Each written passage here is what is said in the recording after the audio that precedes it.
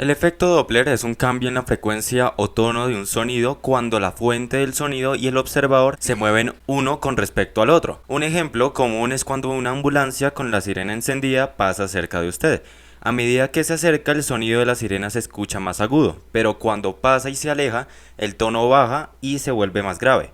Este cambio, ¿por qué ocurre?